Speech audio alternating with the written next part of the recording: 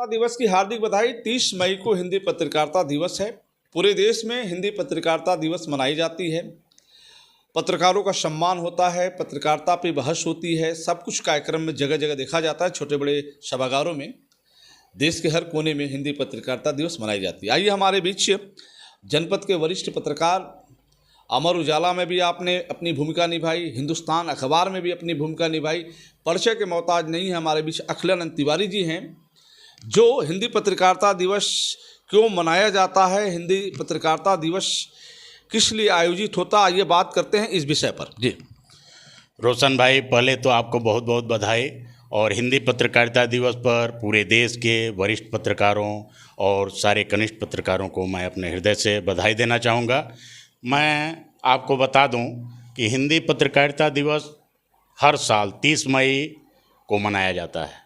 यह 30 मई 1826 को उतंड मार्तंड के नाम से पहला हिंदी अखबार जो है प्रकाशित हुआ था कलकत्ता से, जो पंडित युगल किशोर शुक्ल ने उसका प्रकाशन किया था।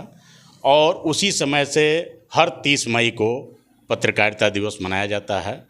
और इसके लिए सारे पत्रकार जो हमारे हैं वो इसे बढ़ चढ़ कर इसमें हिस्सा लेते हैं। और उस दिन पत्रकारिता के वर्तमान, भूत और भविष्य पर हम चर्चा करते हैं।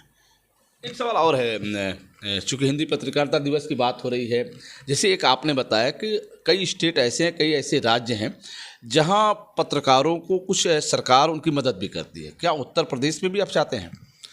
जी, निश्चित रूप से जो पत्रकार अपनी लेखनी से, अपने कलम से पूरे समाज को पूरा जीवन दिया, पूरे समाज के लिए वो सब कुछ करते रहे, और एक उम्र के बाद अब जब वो कुछ करने में सक्षम नहीं है, तो ऐसे लोगों के लिए सरकार को एक सूची बना करके और उन पर एक विचार करने की ज़रूरत है कि हम उनके लिए क्या कर सकते हैं। उन्हें पेंशन की व्यवस्था कैसे कर सकते हैं, उन्हें इलाज की व्यवस्था कैसे कर सकते हैं, उनके परिवार में शिक्षा की व्यवस्था कैसे कर सकते हैं, और बाकी उनके घरेलू परिदृश्य को हम कैसे बदल सकते हैं।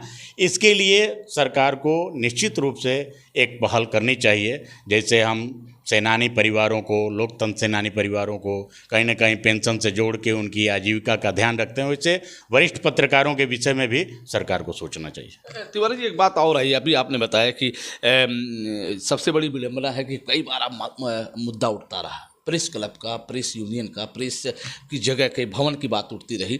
फिर ये बात होता है कि पत्रकार पूरम कानूनी भी होना चाहिए। इस दिनों चीज़ पे क्या होना चाहिए या नहीं? देखिए, यह हमारी सिर्फ दृढ़ इच्छा शक्ति न होने की वजह से और हमारे पत्रकारों में एकता न होने की वजह से आज हम पिछड़े हुए हैं। नहीं तो अपने अगल बगल के सारे ज़िलों को देख लीजिए। गाजीपुर में अभी पत्रकार भवन बन गया। वहाँ गाजीपुर में, मैं अभी अमर उजाला का कुछ दिन पहले ब्यूरो चीफ था, वहाँ सारे पत्रकारों में एकजुटता रही, वहाँ भवन भी बना, वहाँ सांसद ने 2-2 बार अपनी निधि से दिया और लोगों ने दिया, सब लोगों ने बढ़ चढ़ के, और वो भवन तुरंत तैयार हो गया है।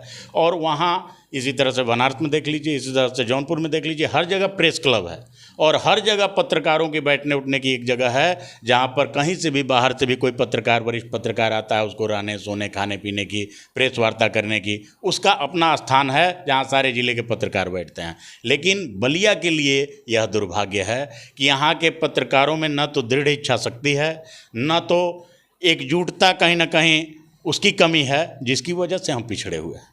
तो होना क्या चाहिए सुझाव के रूप में? निश्चित रूप से हम सब अगर एकजुट हों तो हमारे मंत्री, हमारे सांसद, हमारे प्रशासनिक अधिकारी सबको मजबूर होना पड़ेगा इस विषय पर सोचने के लिए, और तत्काल 2-4 महीने के अंदर, 10 महीने के अंदर एक कार्य हो जाए।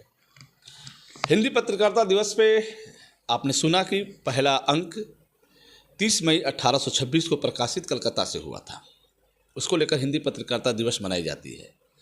इसके बाद मुद्दों पे बात हुई, पत्रकार भवन की बात हुई, पत्रकार प्रेस क्लब की बात हुई, पत्रकार पूरम कानूनी की बात हुई कि बलिया में भी पत्रकारों को, जो बेघर, जिनके पास आवास नहीं, ऐसे पत्रकारों को भी एक कानूनी टाइप का बना के सरकार पर ध्यान देना चाहिए, जैसे इन्होंने आपने कहा। हम फिर आपसे जुड़ेंगे, तब तक लेते हैं, जुड़े रहें बलिया आजकल से। मैं रोशन जायसवाल, नमस्कार।